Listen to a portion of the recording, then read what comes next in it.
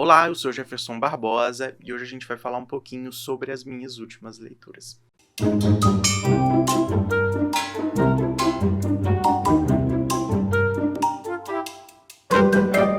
E antes de começar a falar dos livros, eu vou pedir para você se inscrever no canal, se não for inscrito, e curtir esse vídeo. Você não vai gastar nada com isso e vai nos ajudar a alcançar mais pessoas e falar mais sobre literatura brasileira.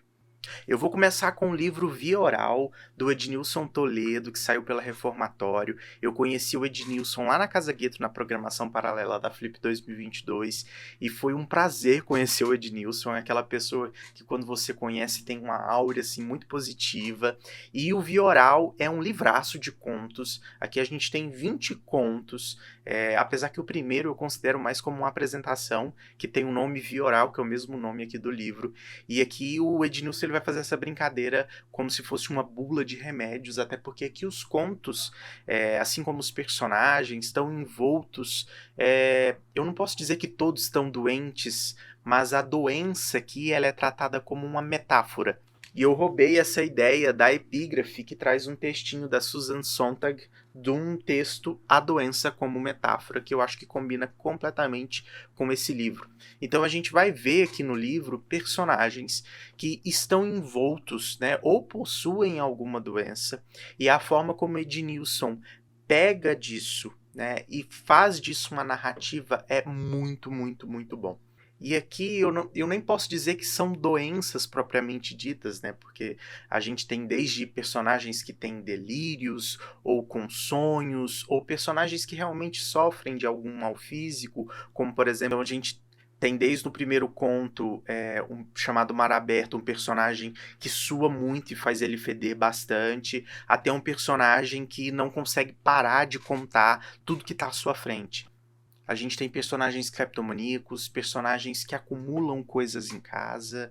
Tudo isso é feito de uma forma muito interessante. Eu fiquei muito preso aos contos e às narrativas do Ednilson. Eu confesso que alguns textos foram curtos para minha curiosidade. A minha vontade era de estar mais envolto e mais imerso nessa narrativa e saber o que dali ocasionou. Mas eu acho que essa é uma sensação boa para terminar um conto, é querer sabendo mais. Eu amei fazer essa leitura e recomendo para todo mundo que gosta de contos, literatura brasileira contemporânea. São temáticas bastante legais. É um livro curtinho, você lê rapidão, tem uma orelha aqui da Andrea Del Fuego e, sério, livrão sensacional. E por falar em Andrea Del Fuego, eu li A Pediatra, um livro do ano passado, de 2021, e, sério, eu me apaixonei demais por essa personagem principal chamada Cecília. Esse exemplar meu também está autografado. Eu encontrei com a Andrea Del Fuego lá também na Casa Gueto, na Flip, agora em 2022, e ela autografou para mim dizendo: para Jefferson, essa mulher, a Cecília. E sim, essa personagem.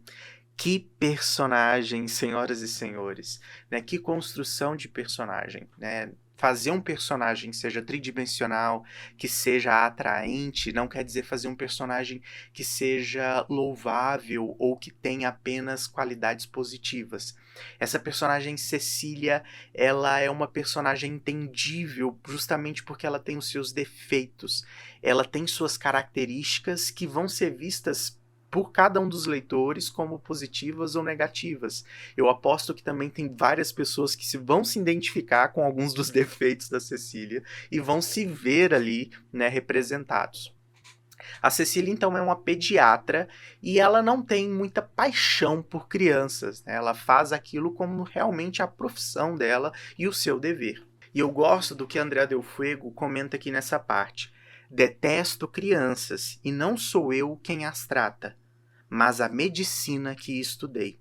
Posso não me enternecer com um bebê, mas tratá-lo com mais eficiência que um Jaime, que é um pediatra, que é um personagem pediatra no livro, que tem essa questão de medicina afetiva, trabalhar com doulas e outras coisas, algo que a pediatra Cecília, que execra, ela faz o trabalho dela simples, puro e seco.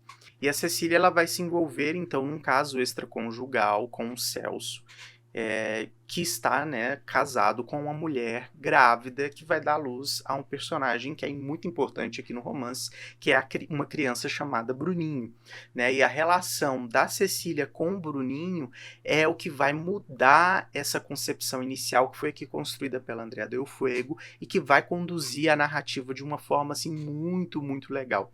Eu confesso que essa mudança que ocasiona na Cecília, ela não fica tão crível aos meus olhos, mas eu acho que ela tá exagerada aqui, propositalmente pela Andrea Del Fuego, para que isso fique mais escancarado aos nossos olhos como leitor, e eu acho que essas nuances, essas contradições do que é a Cecília do início do romance para o que é a Cecília do final do romance, é o que gera esse final impactante, pelo menos que para mim foi bastante, né? Então gostei bastante da leitura, super, super dica.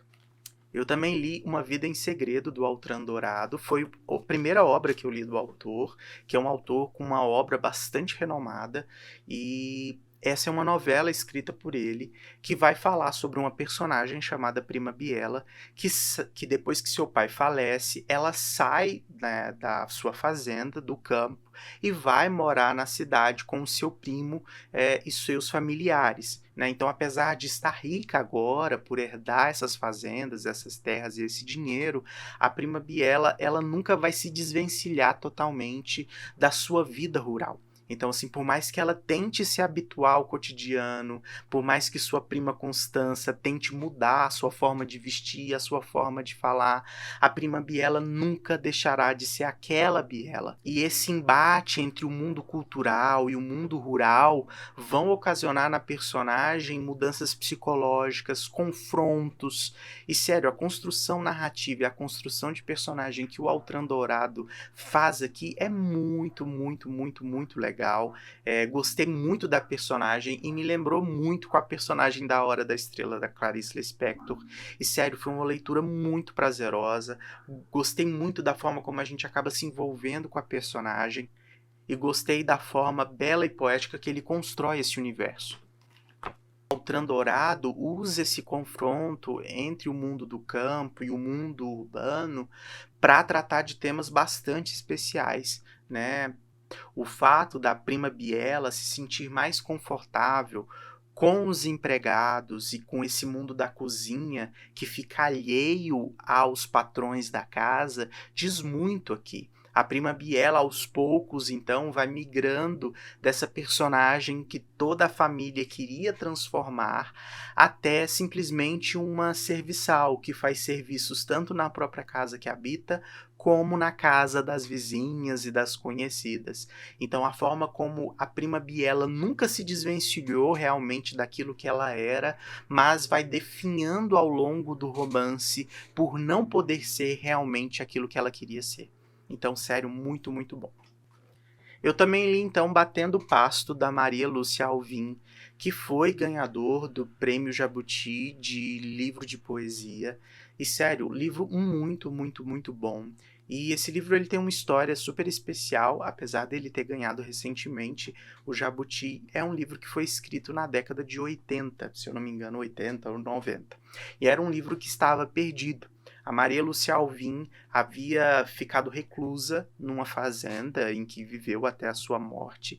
Ela morreu no mesmo ano, né, antes inclusive de receber o Prêmio Jabuti, de Covid. Nós a perdemos, mais uma vítima para Covid, das quase mais de 600 mil vítimas que perdemos aqui no nosso país. E a Maria Lúcia Alvim havia confiado o original desse livro de poesias ao Paulo Henriques Brito, que é um poeta maravilhoso também da nossa poesia brasileira contemporânea. Mas os editores desse livro, que são o Ricardo Domenech e o Guilherme Contígio Flores, ao estudarem, né, a Maria Lúcia Alvim e fazerem um evento de resgate dessa obra, descobriram então que o Paulo Henriques Brito tinha esse original e convenceram a autora a publicar. Né? Tudo isso está escrito aqui no livro. A gente tem 2 textos iniciais chamados Os Percursos de um Livro Inédito, de Maria Lúcia Alvim, que foi escrito pelo Ricardo Domenech, e Maria Lúcia Alvim, No Rol do Esquecimento, A Vida e a Vida da Poesia, por Guilherme Gontijo Flores. O que nós vamos ter aqui, em tratando-se de poesia, é uma poeta extremamente madura e parece-me mais uma coletânea de escritos. É claro que todos os escritos que aqui falam muito sobre essa vida no campo, e essa vida no campo de uma forma muito ampliada, né? Desde a grama, aos animais, ao ser humano que permeia esse viver em campo, mas também fala muito sobre o ser humano.